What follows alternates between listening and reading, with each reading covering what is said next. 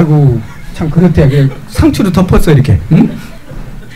그래도 안 먹을 수가 없잖아. 내가 안 먹으면 판이 깨지겠는데. 그런데 한참 이제 같이 먹었다. 한참 먹는데 앞에 앉은 사람이 들어올 때부터 나를 꼬려보더라고. 응? 딱 앞에 앉은 사람이 영 기분 나쁜 눈으로 쳐다봐. 그래 이제 그 회를 한참 집어서 이렇게 먹는데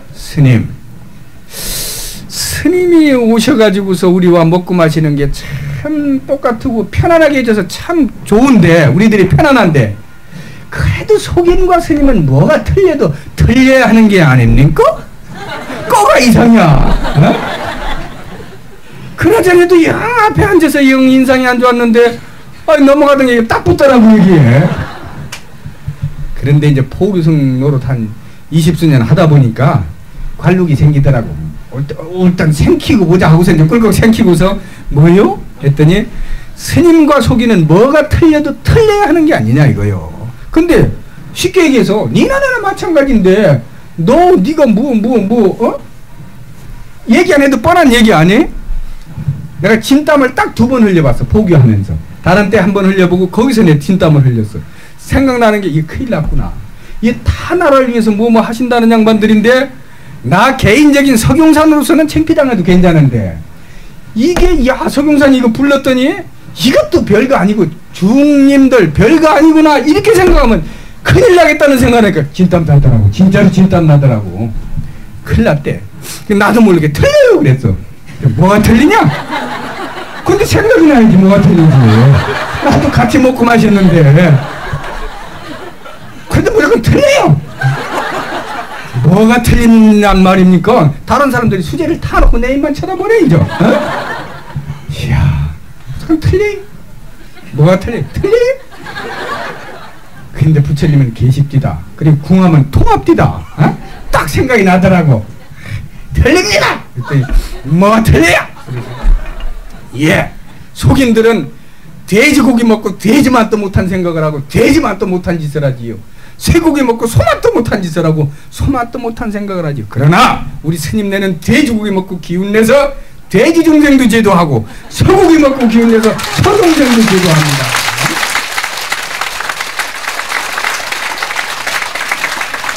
지금 생각해도 내가 많이 잘했어. 아이고 나 정말 진땀 뺐다고.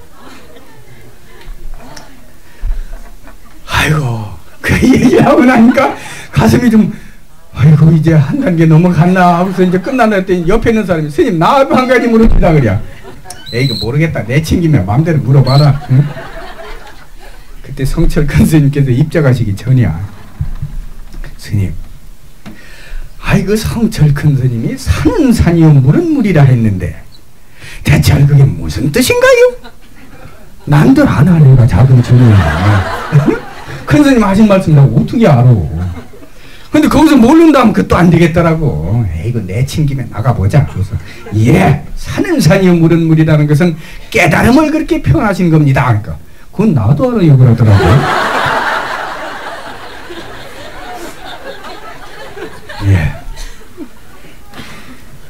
깨달음을 표시한 것이고 바로 깨달음이란 어렵고 큰 것이 있는 것이 아니라 마음을 여는 것이요. 마음을 여는 것이란 현실적으로 나보다 외로운 사람, 나보다 불쌍한 사람, 나보다 못난 사람 위해서 진심으로 내가 입을 것 입지 않고 도와주고 내 입으로 들어갈 것 먹지 않고서 도와줄 수 있는 그 마음, 그 행위, 그 마음이 깨달음의 시작이요.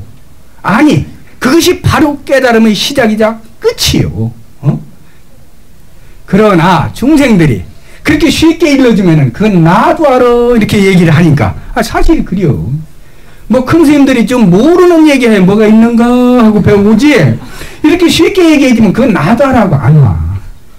그래서 우리 큰 스님께서 방편으로다가 불쌍한 사람 위해서 마음을 열고 나보다 멋지고 잘난 사람 위해서 박수 칠 수 있는 그 마음, 그 마음이 바로 깨달음이 시작이요 깨달음이 끝이요 바로 사는 산이요 물은 물이라 이게요. 이것을 쉽게 얘기하면 나도 알아 하니까 그것을 좀 어렵게 사는 산이요 물은 물이라 한 것입니다. 갖다 붙인 거지 내가 뭘 알고 한 건가. 에? 그런데도 이 양반들이 확실히 난 사람들이더라고. 어? 아 맞다 맞다 아 맞대 이거 아 맞대 나는 아무렇게 짓거렸는데 맞은 얘기래. 그러니까 그 사람들이 확실히 나부터 난 사람들이에요. 응? 나는 모르고 짓거렸는데 안다니까. 어? 난 거기서 끝난 줄 알았어. 근데 옆에 있는 양반이 나도 하나 모릅시다. 근데 이제 그 양반이 하는 얘기가 스님 이 나라는 민주주의 국가요. 이 나라는 정말 민주주의가 아름답게 꽃피어야 할 그런 나라요. 민주주의란 평등이 근본 요체인데 스님 불법에도 평등이 요체라고 알고 있어. 좋은 말씀을 한 말씀 해주시오 하는데 그건 자기네들 전공이지 내 전공이 아니거든. 앞에 두 얘기는 내가 아무렇게나 갖다 붙였지만 뭐 민주주의니 어쩌고 저쩌고 하는데 이게 내가 할 얘기가 없더라고. 모르겠다 내 친김이다 까지는 모르고. 그래서 거사님 혹시 롱다리 숏다리 아시오? 그랬다. 그래서 롱다리 숏다리 아냐고 그랬더니 안 돼야 싱긋이 웃더라고. 왜 하냐니까 애들이 얘기해서 안 돼야. 롱다리가 좋습니까? 숏다리가 좋습니까? 물었더니 이왕이면 롱다리가 좋지요 그러더라고. 예. 롱다리가 좋다고 해서 숏다리 수술해서 길게 할 수도 없는 것이고 또 롱다리 숏다리 평등하게 만들어준다고 롱다리 딱 잘라서 숏다리 갖다 붙일 수도 없는 노릇이고 롱다리는 롱다리대로 씌워먹고 숏다리는 숏다리대로 씌워먹어야 하지 않겠소. 숏다리는 쑥쑥 자식들 잘 낳고 일 잘하고 하니까 거기 써먹고 롱다리는 궁뎅이 흔들고 뭐 패션 모델이라든지 뭐 그런 데 씌워먹으면 좋지 않겠소. 각자 길면 길대로 짧으면 짧은 대로 조화를 이루는 것.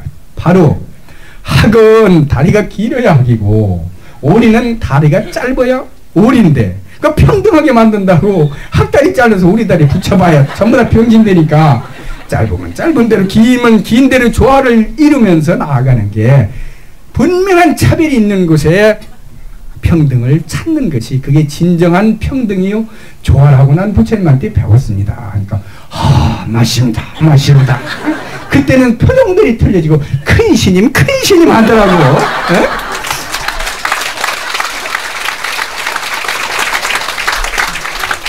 요새는 큰 스님이 평준화가 돼가지고 나 같은 중보고도 큰 스님이랴.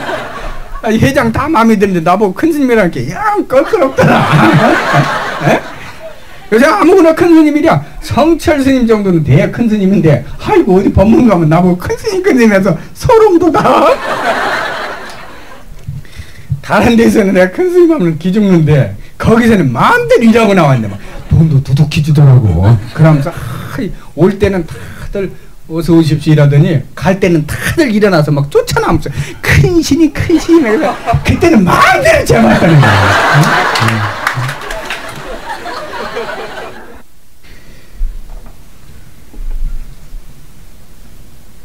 세상은 많이 변했어요.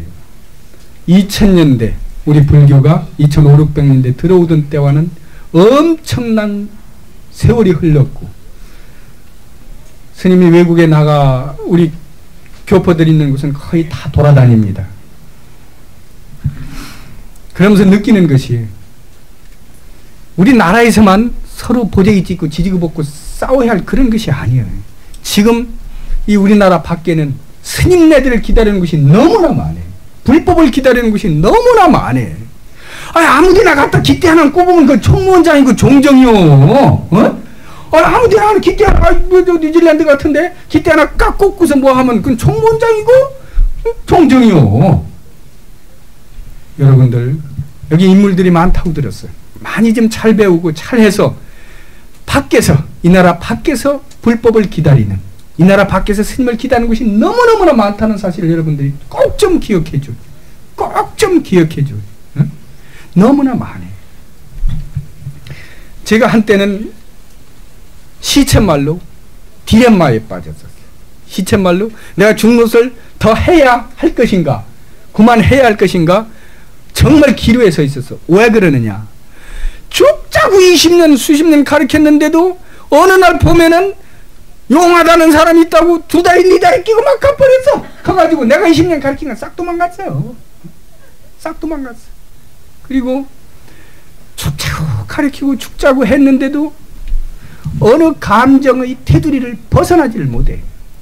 어떤 이권이 개입된다든지 자기한테 직접적으로 어떤 계산적인 부분이 닿으면은 다른 거 없어. 뭐 붙여고 나발이고 없어. 어떤 그 테두리, 어떤 그 한계를 못 넘어서더라고. 내 주위에는 사람들이 없어서 그런지 죽자고 가르쳐 놨는데도 어느 극한상에 다다르니까 다 이기적인 그러한 금수만도 못한 생각들이 나오더라 이거요.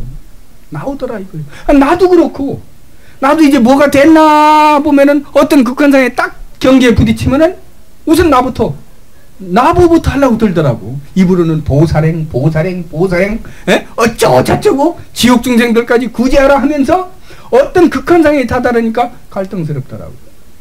인간이 정말 어느 한계를 넘을 수 있는 것인가? 진짜로 성불할 수 있는 것인가? 전짜로 성숙할 수 있는 것인가? 근데 가만히 뭐 20년 닦았다 30년 닦았다 하는데 어떤 극한상에 다다르니까 이건 어린애만도 못하고 짐승만도 못한 인간들이 너무나 많은 거 있지. 이건 다 입으로만 닦고 입으로만 깨닫고 입으로만 다 보살행을 했어. 극한상에 딱 다다르니까 그게 딱 나와. 그걸 보면서 또 내 자신을 보면서 어느 극한상에 다다르니까 내 본성이 나오는 거 있지. 야, 이게 아무리 닦아도 이 모양인데 인간들이 그럼 이 수준을 넘지 못한다는 얘기냐. 그리고 죄송한 얘기로 종들이 지지고 먹고 싸우고 치고 패고 뭐 등등 뭐 불자들이 등등등등 불자들이 스님 고소하고 스님이 불자 고소하고 치고받고 대체로 어떻게 진정으로 이 불법을 통해서 인간이 성숙할 수 있는 것이냐 고민에 빠졌어요. 그래서 또 마음을 달래기 위해서 그럼 외국 사람들은 불법을 어떻게 수용하는 것인가 바깥으로 나가봤더니 뭐 거기도 인간 똑같이 사는 데입니다. 똑같이 사는 데더라고요. 그런데 그 많은 인류를 생각하고 인류 구원을 생각하고 인간 성숙을 걱정하는 사람들이 많고 또 그들을 만나보니까 어느 수준을 넘어 있습니다. 내가 생각하던 어떤 감정의 노예가 아닌 정말로 남을 위해서 나를 희생할 수 있는 그런 사람들이 참 많더라고요. 외국에 나가보니까. 그리고 저를 가르친 한 사람이 있습니다. 그 제 고민을 풀어준 사람이 한 사람이 있어요. 그게 누구냐? 큰 스님도 아니요. 도반도 아니요. 아무도 아니요. 기차간에서 만난 여객전무예요. 여객전무. 내가 그 얘기를 해야겠어. 기차를 밤차를 타고 이렇게 가는데 옆에 어떤 사람이 술이 속가인들 얘기로 떡이 됐어. 그래서 뭐 어쩌고 저쩌고 막 이러고 있더라고. 바로 옆에 앉았는데. 근데 이제 여객전무가 오더라고.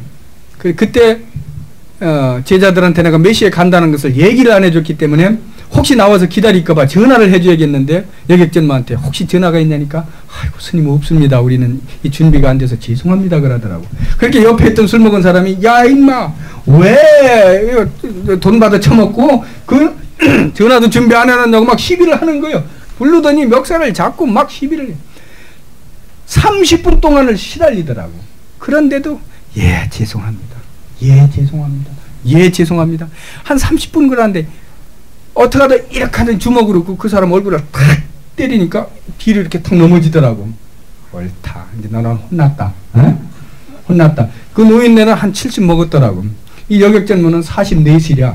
44시랴. 나중에 이제 알아보니까. 나는 뭐가 나쁜 소리가 나갈 줄 알았어. 그랬더니 이렇게 하더니 죄송합니다. 죄송합니다. 주무십시오. 제가 담요를 갖다 드리지요. 하더니 담요를 갖다 주더라고. 갖다 주더니 내가 흥분해서 옆에서 나 혼자 이제 씩씩거리고 있는데 말리자니 그렇고 뭐 그랬었는데 오더니 스님 저 43번 쪽에 핸드폰을 가진 손님이 있습니다.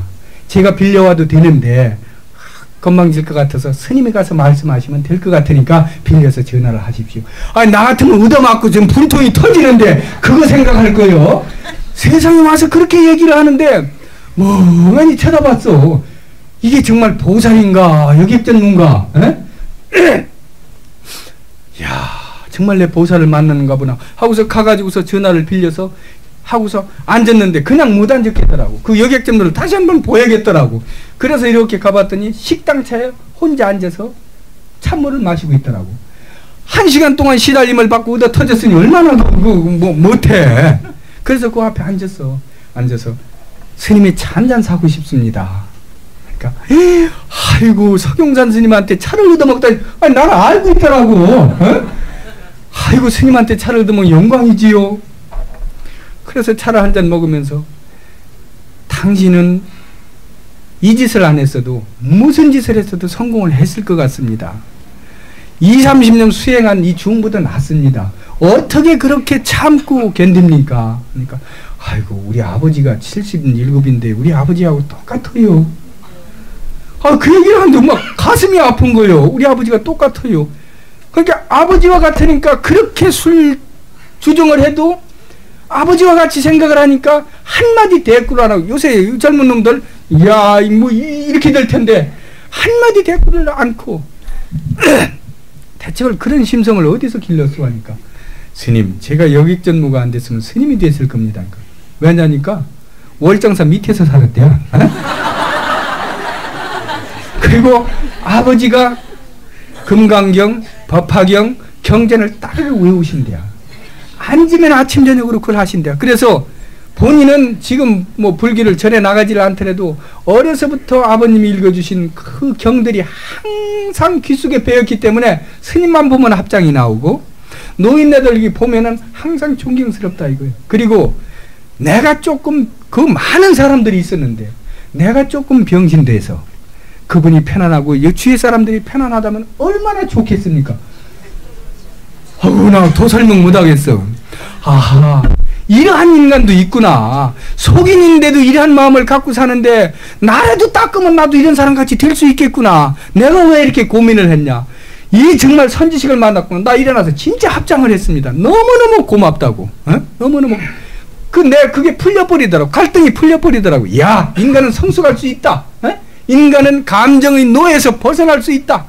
정말 닦으면 될 수 있다 하는 그 마음을 가지고서 내 고민을 해결할 수 있었어. 그러니까 우리가 똑바로 제대로 보면은 꼭 머리 깎고 이거 입었다고 선지식이 아니요.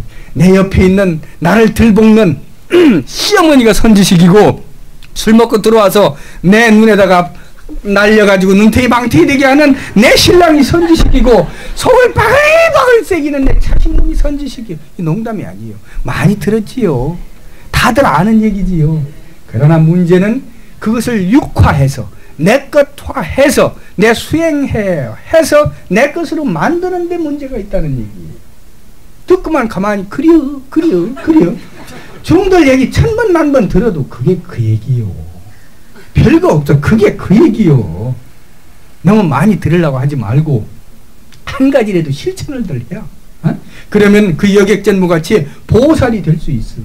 보살이 될 수 있어. 보살이 될 수 있어. 참 우리 불교가 좋습니다. 좋아요. 세계 돌아다녀 보니까 세계 석학들이 인류 구원하는 길이 무엇이냐 연구를 하다 보니까 이 다른 종교 비방하는 게 아니야. 기독교도 이슬람도 뭣도 인간 구원의 가르침이 아니에요. 바로 부처의 가르침.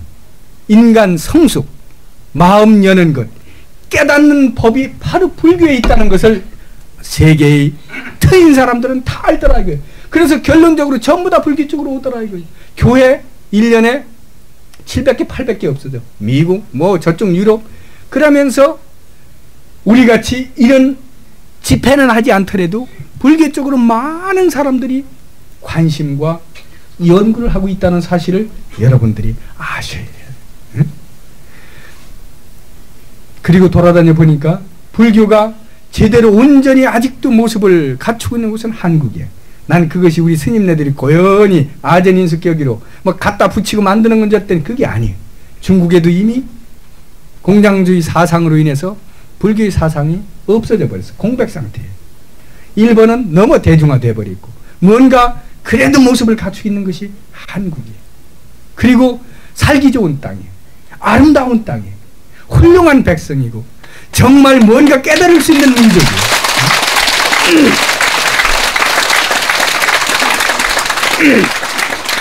이건 누구한테 아첨하기 위해서도 아니고 전혀 다른 것이 아니에요.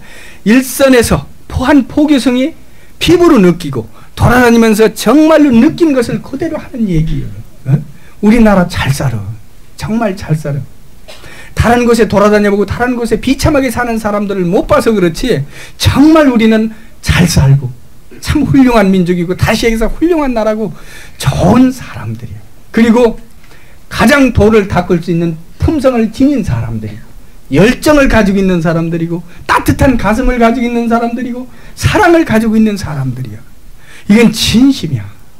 여러분들 부디 이런 인연을 만난 것도 여러분들 복 중에 복이야. 복 중에 복이야. 스님이 우즈베키스탄이라는 소련에서 독립한 나라에 갔다 오게 되었어요. 거기에서 스님 초청을 해서 교미회장이 초청을 해서 갔는데 가보니까 교회가 대사관 직원들이 얘기를 하는데 교회가 38개고 목사님이 공식적으로 52분이 나와 계시대. 그런데 주흥님들은 한 사람도 없어. 응? 절도 없고. 그런데 거기에 사는 타스켄트라는 우즈벡 공화국의 수도가 타스켄트야. 타스켄트 그 지역에 사는 사람들이 23만이야. 만이야. 그런데 그들이 어떻게 온 사람들이냐. 사하린으로 갔다가 사하린에서 강제 이주당한 사람들이에요. 사하린에서 우리 백성들이 부지런하고 성실하고 살으니까 힘이 생기니까 소련에서 갔다가 뚝 뛰어다가 그 우즈베키스탄 타스켄트에다 갖다 부려버린 거예요. 허벌판에다. 엄청나게 죽었대. 먹을 게 없으니까. 흙 파먹고. 그런데도 우리 민족은 성실과 근면이 있으니까 살아남아서 지금 그 민족 중에서 제일 잘 사는 민족이에요. 제일 잘 살아요. 그런데 문제는 그들이 7, 80세 먹은 사람들은 한국어를 알고 말을 하고 들어. 그러나 40, 50대 밑에 2세, 3세는 전혀 몰라. 전혀 몰라. 그러니까 그들이 하는 얘기가 우리가 죽고 나면 이들이 한국 사람도 아니고 러시아 사람도 아니고 이게 문제다 이거예요. 그리고 공산주의 이념이 깨지다 보니까 사상이 공백 상태야. 그래서 지금 완전히 공백 상태야. 이럴 때에 부처님이 가르침을 좀 심어달라 이거예요. 우리는 기독교인이 자기는 불교가 뭔지도 모르고 남한 타불이 뭔지도 모르면서 우리는 불교래야. 자기는 다 불교래야. 왜냐? 한국에 있을 적에 전부 다 불교를 믿었잖아. 그때는 7, 80년 전이니까 기독교 세가 그렇게 세지도 않았잖아. 그러니까 안 믿으면 불교인게다. 그들이 가다 보니까 우리는 불교라 이거요. 나무아미 타불도 모르는 사람이 전부 다 우리는 불교인데 목사님들 오고 등등 와야 안 맞는데 정서적으로 생리적으로 안 맞으니까 4년 동안 국교가 정상화되면서 4년 동안 기다렸는데도 한 도스님이 왔다 가고 그냥 어쩌고 저쩌고 하고서 지금 우리가 이렇게 스님을 기다리고 있다 이거예요. 기다리고 있다. 와서 한글도 좀 가르쳐주고 정신적인 지주가 돼서 우리들이 그들이 풍습 그대로 그전 걸 지니고 있더라고. 이 중이 5살 때, 6살 때, 10살 때 촌에서 배운 어떤 그러한 풍습들 그대로 지니고 있더라고. 우리나라 문화재생협회라는 협회가 우리나라 민족들을 계도해 나가고 있더라고. 그들이 7, 80 먹은 지도자, 4, 50 먹은 지도자를 다 만나봤어. 그랬더니 그들이 요구하는 게 다른 게 아니야. 어느 스님이라도 오셔가지고서 우리 정신적인 뿌리를 내리게 해주고 이름들도 성이 정신인데 고문의 정신인지 나라 정신인지도 몰라. 그냥 정이야. 그리고 이름이 하나도 없어. 정나지훈, 정콘스탄트, 정이구로 뭐 전부 다 이름이 그냥 그려. 무슨 뜻인지도 몰라. 응? 그러니까 그런데 이번에 김 대통령이 들어가시고 또 이렇게 국교가 맺어지고 하니까 한국의 붐이 일고 한국에 와보니까 조국이 잘 산다는 걸 알게 되고 그러다 보니까 본인들이 한국 사람이라는 것을 긍지를 갖게 되고 그런데 어디에 의지할 곳이 없어. 교회는 가기 싫고 의지할 곳이 없어. 그러니까 무조건 스님 약속을 해달라 이거예요. 그리고 스님 갔더니 대사관 직원들 대사님이 전부 다 나오고 뭐 저녁 식사도 하니까 뭐 큰 중이나 되는가 하고 스님 꼭 도장 찍고 가래 이게. 마음 약해서 도장 찍고 왔네. 그 양반들은 내가 이렇게 바쁜 중이라는 걸 몰라. 무조건 와서 있으면 스님 절도 지어드릴 테고 뭣도 할 테고 나라에서 50만 평 땅을 받았대요. 쭉 구경시키면서 여기다 스님이 지라는 대로 다 질 테니까 그저 스님만 와달라 이거요. 왜 고민만 하고 왔어? 어? 내 시에 이런 게 있어요. 시집에 보면 산다는 것 꿈이더라. 꿈을 깨고 다시 보니 그것 또한 꿈이더라. 허망한 것 바탕 속에 자비원력 도단하니 묘하고도 묘하도다. 산다는 것 꿈이더라. 꿈을 깨고 다시 보니 그것 또한 꿈이더라. 허망한 것 바탕 속에 자비원력 도단하니 묘하고도 묘하도다. 산다는 것 무상한 것이요. 금강경이 범소유상 개시 허망을 빌리지 않는다 하더라도 40이 넘고 50이 넘으면 인생의 무상을 다 느끼는 것이요. 100년 1000년 사는 것이 아니요. 모태통도 보니까 죽었고 레닌도 죽어서 등신이 돼 있습니다. 한 세상을 좌지우지하는 사람들도 다 갑디다. 한판 꿈이지요. 그러나 허망한 그 바탕 속에 우리는 자비스러운 원력이 있어요. 이 중에 이렇게 이 나라 저 나라를 돌아다니는 것도 뭔가 해야겠다는, 나같이 외롭고 불쌍한 나와 비슷한 인간들을 위해서 부처님 법을 전해줘야겠다는, 그리고 밴댕이 콧구녕같이 마음을 쓰고 바늘구녕까지 적던 마음을 열어야 한다는 어떤 그러한 원이 있으니까 이곳저곳을 지칠 줄 모르고 돌아다니고 있는 것이요.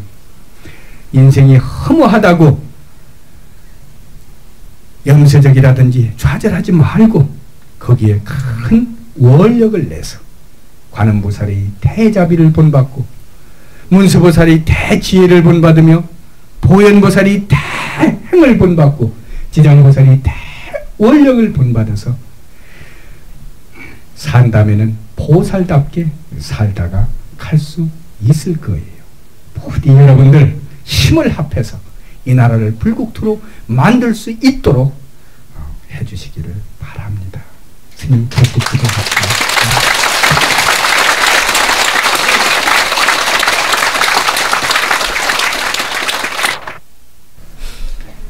그러면은 스님이 중된 얘기나 좀 하도록 하십시다.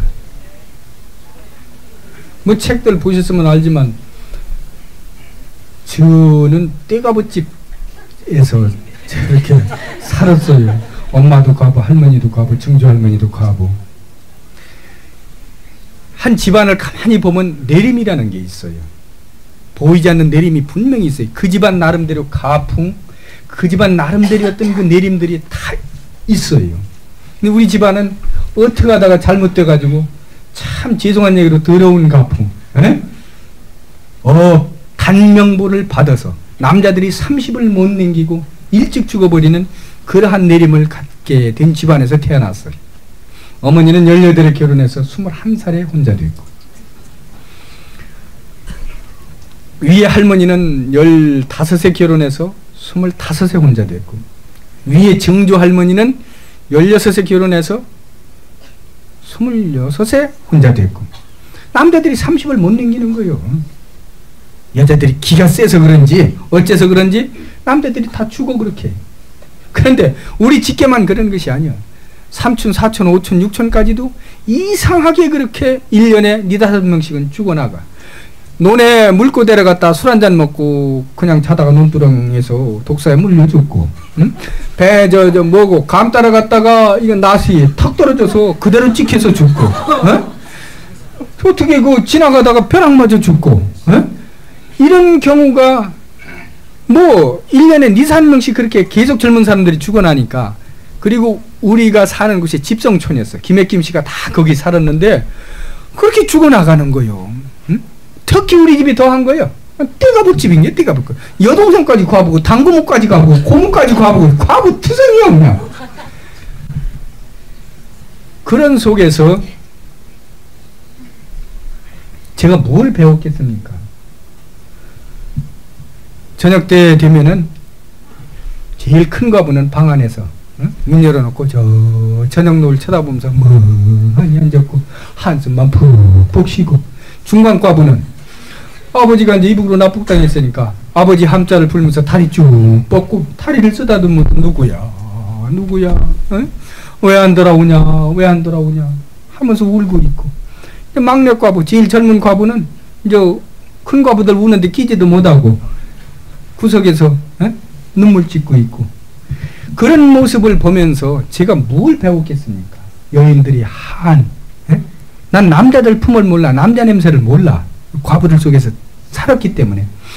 왜 우리 과부들은, 왜 우리 집 여자들은 저렇게 맨날 눈물 찢고 살아야 하는가? 눈물 찢고 살아야 하는가? 배운 게 고독이요. 처음부터 어렸을 때 배운 게 고독이요. 그래서 맨날 나도 고독 속에 제일 먼저 배운 게 인생의 한이고 고독인 거예요. 그래서 생각한 것이, 어떻게 해야 저 과부들 좀 가슴을 좀 팍 풀어줄 수 있을까 하는 그러한 가슴에 항상 나도 맺혀 있었어요. 제 아버님이 이북으로 납북을 당하시고 죽었는지 살았는지 모르니까 할머니가 밤에 쌀이면을 못 닫아놓고 항상 열어놓고 그렇게 사셨어요. 그리고 지금도 기억을 해. 도둑놈들이 들어오니까 문고리에다가 이 고무줄을 잠매가지고 할머니 발꼬락에다가 이렇게 지금도 기억을 해. 잡아매고 주무셨어. 걸지 않으려고. 언제 갑자기 어머니 하고 나타날지 모른다고 문고리 잠그면 안 된대야. 그러한 한많은 세월을 보내시게 된 거예요. 응? 그 과부가 우리 아버지가 똑신이거든. 아버지 하나 나가지고서 잘 길러서 영화를 보려고 했더니 홀딱 그렇게 됐으니 과부들끼리 얼마나 한스러워. 뭐 아버지야 찾아준다고 이놈의 사기꾼들이 논전 아무것도 모르니까 여자들이 논전답 전부 다 사기당해서 몽창 뺏긴겨. 먹고 살 게 없으니까 이제 할 수 없어서 할머니 똥찌개, 오줌찌개, 그 별의별 일 다 하시더라고. 그래도 안 되니까 제일 어린 과부가 서울 고무신 공장으로 이제 가다. 지금도 기억을 해. 스님이 책에 썼는데, 그 추운 겨울인데 그 옷을 입으시고 그 기차를 타시는데 막 눈발이 내렸어요. 우리 이제 할머니, 우리 삼남매예요. 내가 장남이고 그 밑에 연년생으로 여자고 그 밑에는 유복자예요. 응? 그 모습 지금 생각해도 이렇게 코끝이 찡긋해야. 응? 돈 벌러 간 거지. 고무신 공장에 가서 이제 돈 벌어서 이제 붙이는 거예요. 그런데 고무신 공장에 간 뒤에 일주일 만에 할머니가, 근데 맨날 새벽 아침 저녁으로 장독대에다 물 떠놓고서 맨날 비는 거예요. 맨날 새벽에 각자 하나씩 맡아서, 우리 중간가부 할머니는 나를 맡고, 제일 큰 가부 할머니는 내 제일 막내 유복자를 맡고, 어머니는 이제 그 여동생을 맡았었어. 근데 새벽이면은 꼭 일어나셔. 어디 가나고 보면은 장독대 가가지고 빌어. 빨리 돌아오게 해달라고. 근데 어머니가 고무신 공장으로 올라간 일주일 뒤에, 아니지, 일주일 뒤가 아니야. 바로 그 이튿날, 그 전에 보면은 밥 하는데도 그 뚜껑을 열고서 꼭 밥을 하나 떠놓더라고. 아버지 밥이라고. 응? 떠놓더라고. 지금은 생각하면 조항당. 응? 거기다가 이렇게 빌고, 촛대 놓고. 그런데 어머니가 서울로 올라가시고 그 이튿날, 이거 촛대니 뭐니 청수 그릇이니 몽창 갖다가 마당에다 놓고서 도리깨 있지, 도리깨. 쇠도리깨를 막 때려 부시는 거야. 다 부셔졌는데도 계속 부시는 거예요. 그때의 할머니 모습이 지금도 기억이 나. 눈물이 범벅이가 된 거예요. 부채도 쓸데없다 이거지. 아무리 기도하고 했는데도 자식 안 돌아오고 결국 며느리 고무신 공장으로 갈 수밖에 하는 부처님이 가피가 어디 있느냐 이거지. 부처님 쓸데없고 칠성님도 쓸데없고 다 쓸데없다 이거지. 다 부시고들 일주일 만에 내 손을 잡고 성당에를 나가시더라고. 성당에. 그럼 이제 끌려갔지. 가서 거기서 처음으로 남자 냄새를 맡았어요. 신부님이. 손도 이만하고 눈도 파랗고 그 담배 때 물고 있는 너무너무 멋진 거예요. 그렇게 해서 이제 그 신부님하고 교감을 갖게 되고, 학교만 끝나면은 성당에를 갔어요. 가면은 이만한 눈깔사통도 주고, 꼭 손 꼭 붙잡고 물어봐. 천주는 누구시뇨? 이렇게 교리문답이라는 게 있어. 천주는 만선만덕을 갖추신 순전한 신이요 만물을 창조하신 자입니다. 지금도 잘 알아. 그때 어려서 배운 것이 지금 전부 다 거의 불경은 제대로 모르는데 내가 성경은 따르르 거의 외워. 그 신부님이 손을 잡고 항상 그렇게 묻고 대답하고 했기 때문에. 그래서 이제 내 꿈이 신부가 되는 거였어요. 신부가 되는 거였고 열심히 공부도 하면서 빨리 공부해서 출세해서 저 과부들 한을 풀어줘야겠다고 공부도 참 열심히 했어. 열심히 했는데 이제 중간에는 뚝 떼어먹고 길으니까. 근데 어머니가 그렇게 그립대. 엄마가 그렇게 그립더라고. 할머니가 그렇게 잘해주시는데도 그냥 엄마가 그리워 미치겠어. 한때는 사람들이 나보고 미쳤다고 그랬어. 그러니까 외롭고 하니까 맨날 책만 보는 거예요. 그러니까 이제 책이 미친놈이라고. 중얼중얼하고 다니고 학교도 잘 안 나가고 하니까 미쳤대야. 나고 미쳤대야. 난 안 미쳤는데. 난 외로워서 그랬는데 나고 미쳤대야. 그러니까 사춘기가 돌아오고 하니까 공부도 안 되고 하더라고. 결국 우리가 이제 어머니가 올라가셔서 돈을 많이 벌으셨어요. 벌어서 우리를 이제 불러 올렸어요. 그런데 아이고 올라와 보니까 엄마가 100% 변해 있는 거 있지. 그전에는 그렇게 순수하고 아름답고 옆집도 모르던 이런 양반이 세상에 친구란 친구가 전부 다 남자 친구야. 사업을 하니까 이제 여관, 다방 뭐 이런 걸 했는데 옛날 배우들 뭐 성소민, 박암 뭐 함께 앉아서 뭐 술 마시고. 우리 어머니가 술 마신다는 건 꿈에도 생각을 못했는데 내 마음속에는 영원한 성모 마리아고 내 마음속에는 영원한 여인상인데 세상이 완전히 깨지는 거예요. 완전히 깨지는 거예요. 어머니가 그렇게 변해버리신 거예요. 그러니 내가 출세할 이유도 없어지더라고. 내가 돈 버는 이유도 없어지고 어머니가 돈 벌고 다 이렇게 변해버렸으니 내가 이제는 출세해야 할 공부할 이유도 다 없어지고 하니까 기가 차더라고.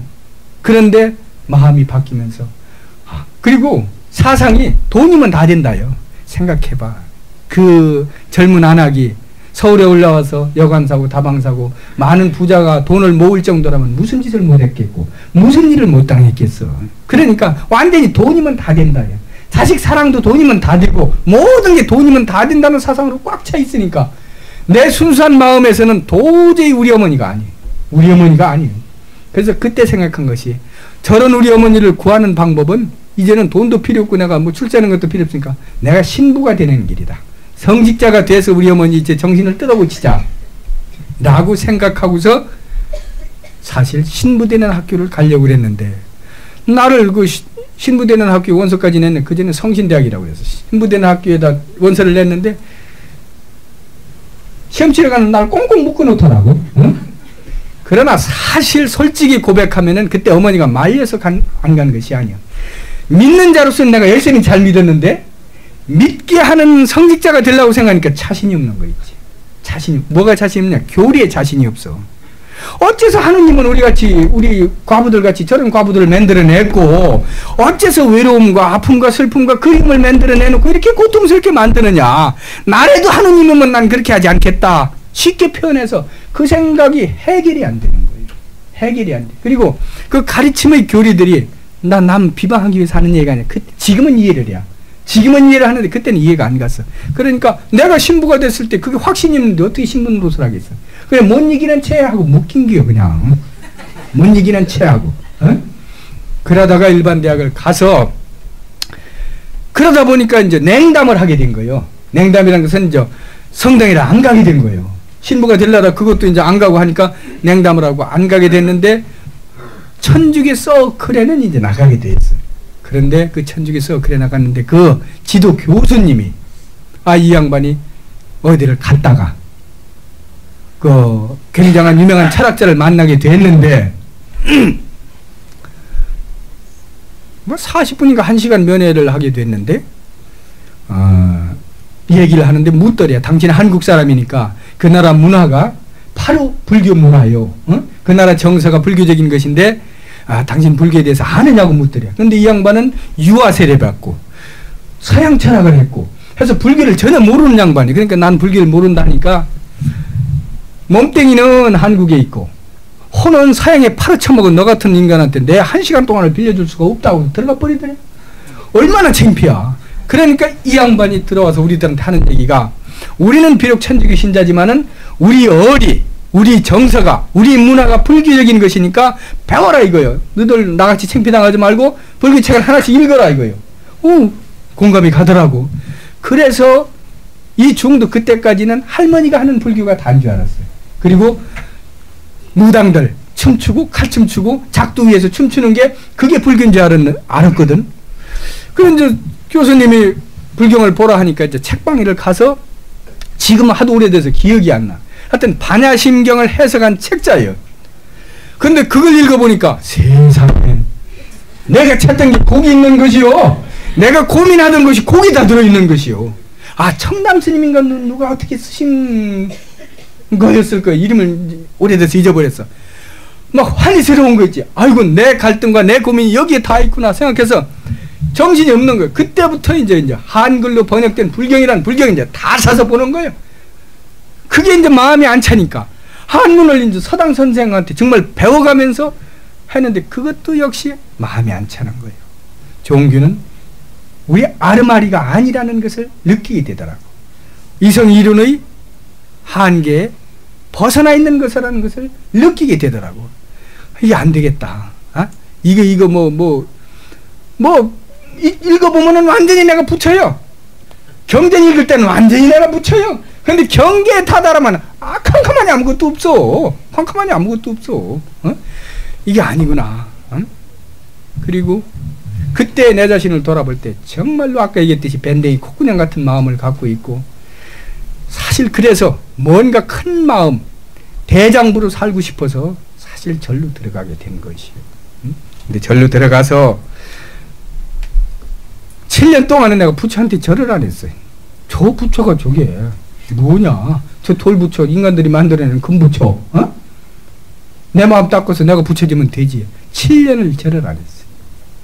그런데 그것도 7년 동안 왔다 갔다 한 공덕이 향내가 배이고 촌내가 배이고 또 큰 스님들 법문이 이근을 훈습시켜서 귀가 뚫리게 돼서 나중에는 내가 만든, 우리가 만든 석구부처가, 우리가 만든 돌부처가, 우리가 만든 금부처가 우리를 살리는 묘한 진리가, 우주의 진리가, 부처님의 진리가 있다는 걸 알게 되고 절을 하게 되고 계속 참선을 했었습니다. 하다가 이 포교성으로 바꾸게 된 계기가 이제 그것만을 얘기를 해야겠습니다. 제가 이제 중이 되고서 어머님이 저를 중이 되고 나서 잘 살던 우리 집이 폭삭망하게 된 거예요. 어머니가 환장을 한 거예요. 장이 뒤집힌 거예요. 이거 하나 잘 키워서 그래도 나 인물 났다고 그랬어요. 우리 집안에서는. 에? 그런데 이게 중으로 홀딱 머리 깎고 가니까 이게 어머니가 삶의 목적을 잊어버리신 거예요.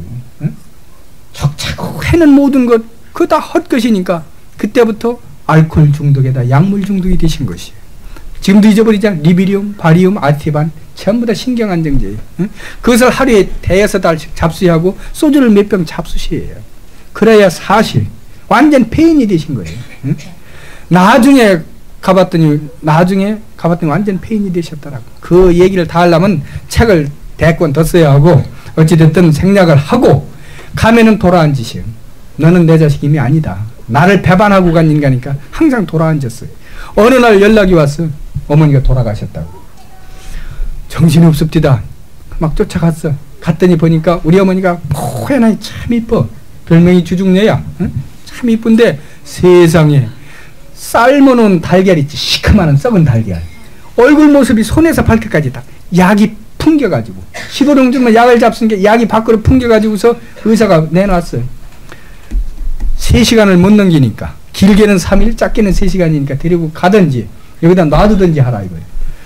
근데 숨이 붙어 있더라고. 근데 의식은 전혀 없고 참 그 상태에서 아무것도 안 보입니다. 그래서 모시고서 제가 아는 병원에 작은 뒷방을 하나 얻어가지고서 모셔놓고 다른 방법이 없어. 그때는 내 기도하는 것이 뭔지도 모르고 아무것도 몰랐어. 그런데 오고 가며 들은 얘기가 한 많은 영혼, 한 많은 인간한테는 지장 기도를 해줘야 한다는 그 얘기가 이제 언뜻 생각이 나는 거예요. 그래 이제 기도도 어떻게 하는지도 모르고 이제 누워놓고서 어머니 한 풀고 좋은 곳에 가십시오.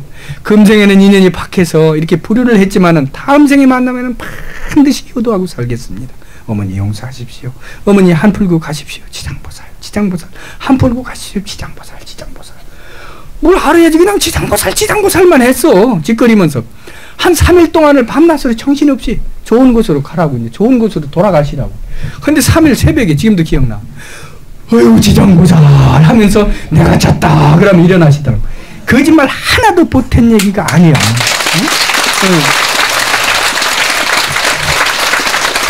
응? 우리 어머니도 뒤에 천주교 쪽으로 가신 양반이에요. 그래서 불교의 불자도 몰라. 지장보살이 지자도 모르는 양반이야. 응?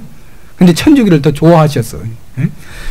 그런데 이 양반이 하는 얘기가 깨나서 어딘가를 막 날아가는데 뒤에서 내가 막 부르더래. 가지 마라고. 가지 마라고. 어머니 가시면 안 된다고. 그래 이렇게 뒤를 돌아보니까 땀을 팔팔 흘리면서 뭐라고 중얼거리는데 모성애가 발동을 해서 내 손을 꼭 잡고 내가 짓거리는 얘기를 함께 짓거리다 보니까 깨나셨대요. 응?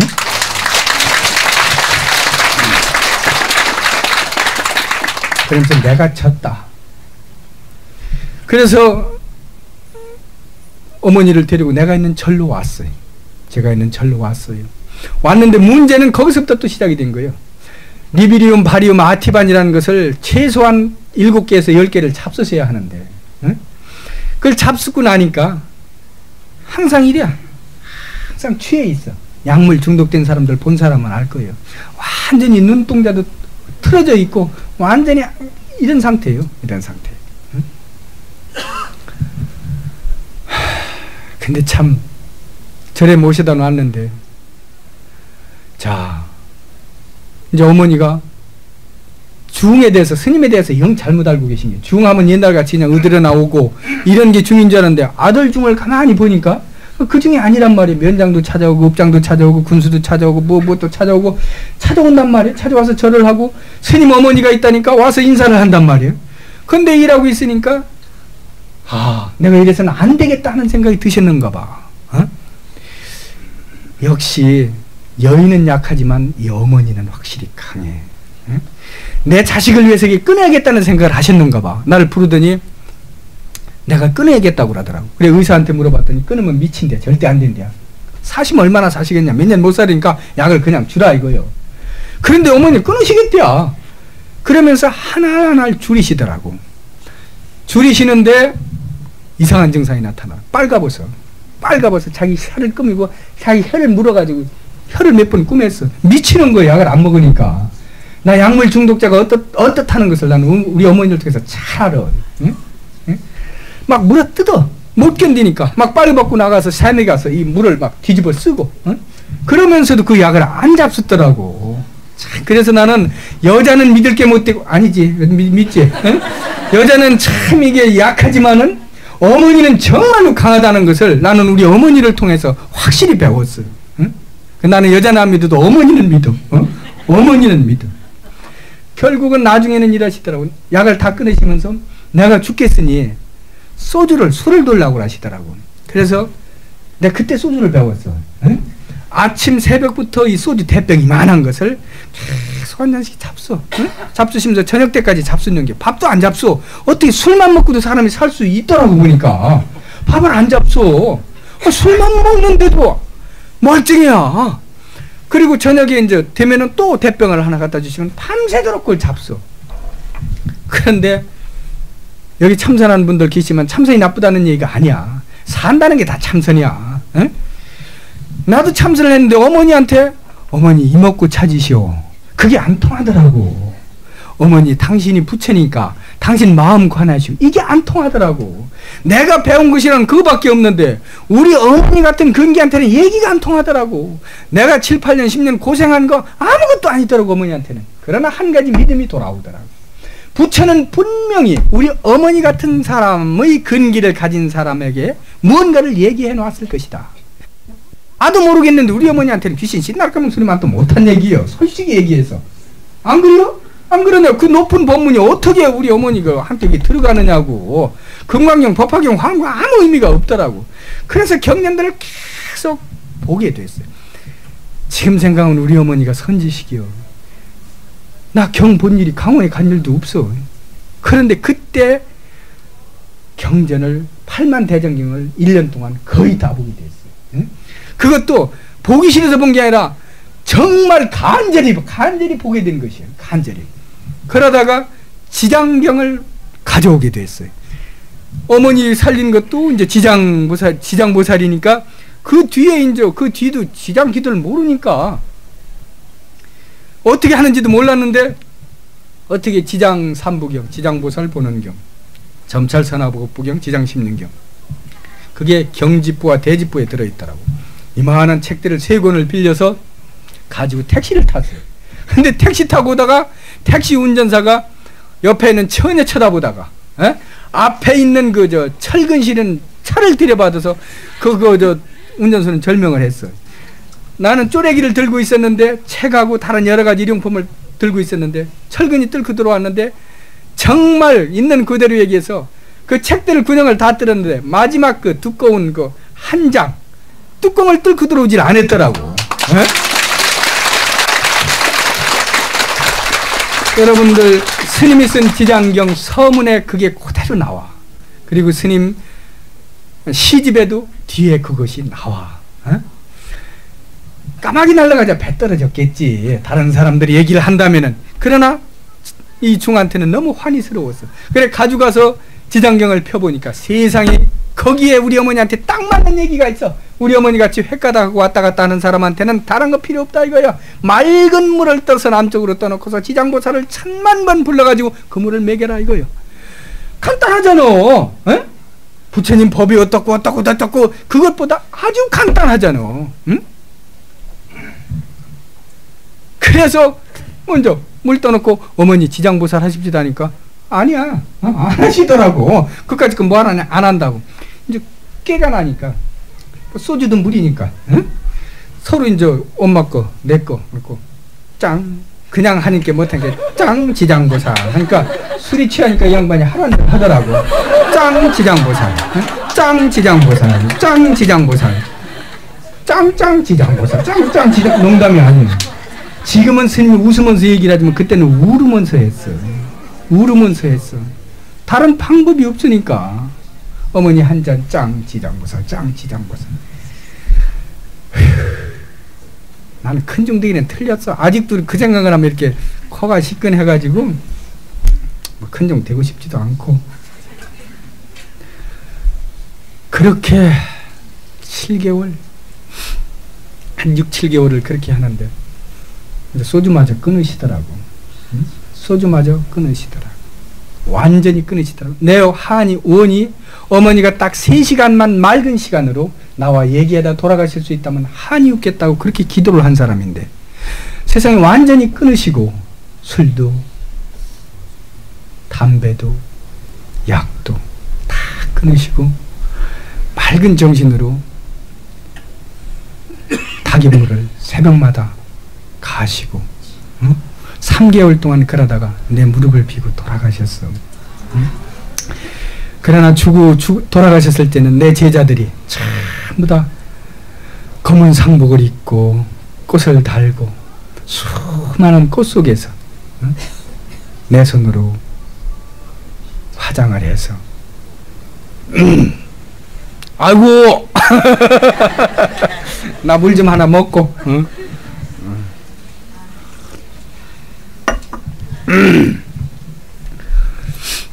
지금도 눈시울이 뜨거워져.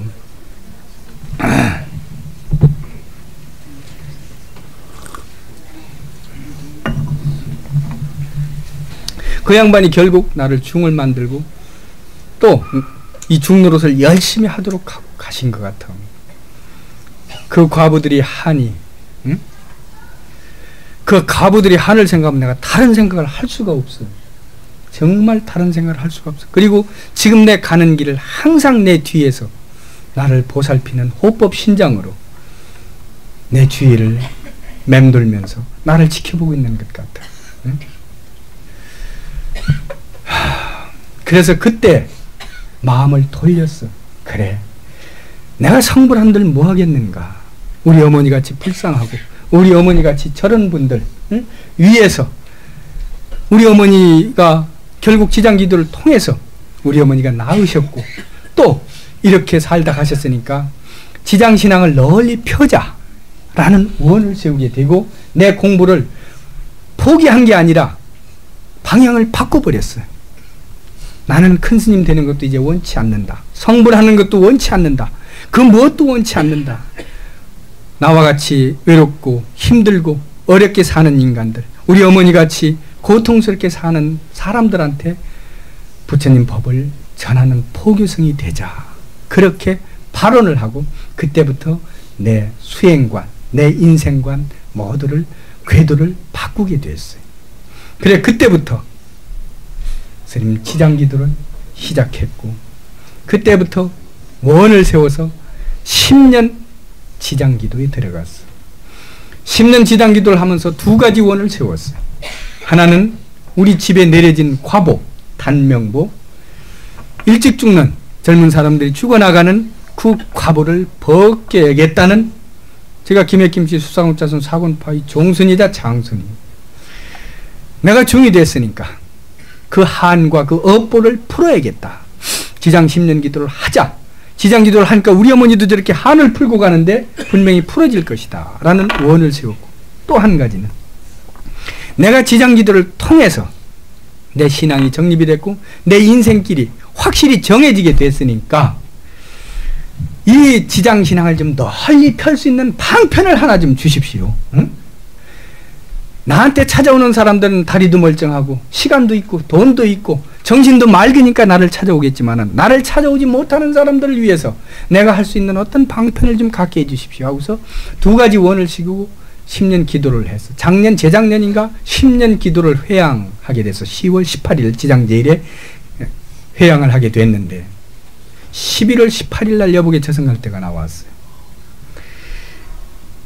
여북의 저승갈대가 200만 부가 팔렸대. 그리고 세계 우리 교포가 있는 곳은 안 간 곳이 없어요. 이 중이 중노릇을 잘했든 못했든 열심히 하려고 몸부림을 하는 것이 부처님이 보니까 가상스럽고 지장보살님이 보니까 안타깝고 하니까 난 그렇다고 생각해. 내가 무엇을 잘 써서 그게 그렇게 팔렸다면 절대 생각을 하지 않고 10년 동안 지장기도를 해서 천도된 영혼들이, 귀신들이, 그리고 나를 보호하는 호법 선신들이, 그리고 내 옹호신인 내 어머니 과부, 할머니 과부, 증조 할머니 과부가 나의 원을 들어주시기 위해서 그 책을 하나하나 날라다가 방방곡곡에 그렇게 던져주는 거라고 나는 그렇게 믿으면서 바로 부처님이 보너스요 가피라는 것을 나는 지금도 뼈저리게 느끼고 있고 뼈저리게 믿고 있기 때문에 발자국 발자국마다 항상 새롭게 출가를 하고 항상 새롭게 원을 바라면서 남은 인생을 저렇게 저 노보살님처럼 아름다운 모습으로 끝까지 중의 모습으로 살겠다고 원을 세우고 살아가고 있어요. 부디들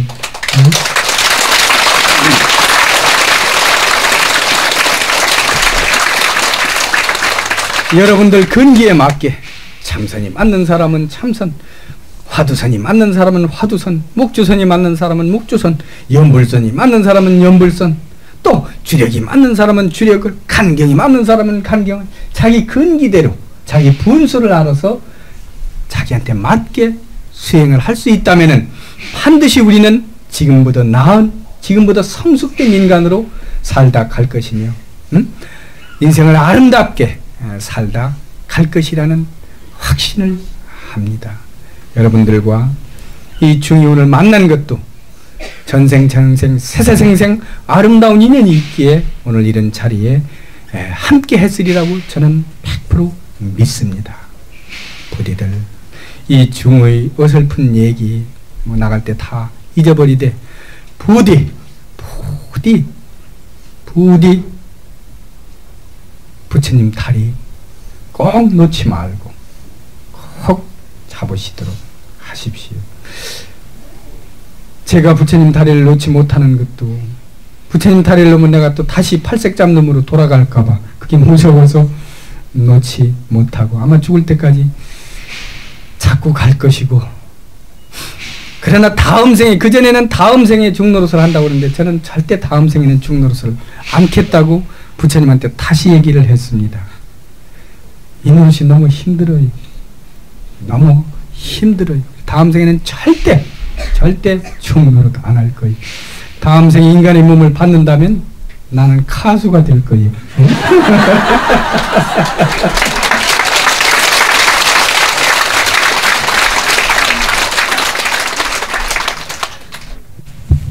이제 그만하지. 네?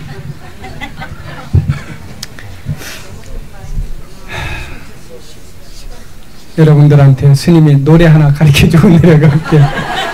스님이 외로울 때나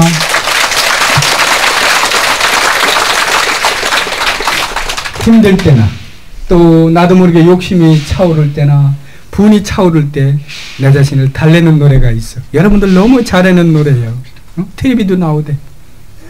청사는 나를 보고 말없이 살라 하고 창공은 나를 보고 티없이 살라 하네. 사랑도 벗어놓고 미움도 벗어놓고 물처럼 바람처럼 살다가 가라. 다시 청사는 나를 보고 말없이 살라 하고 창공은 나를 보고 티없이 살라 하네. 탐욕도 벗어놓고 성냄도 벗어놓고 물처럼 바람처럼 살다가 가라. 성냄이나 미움이나 같은가요? 예, 2차 인연공덕으로 다 함께 성불하시오.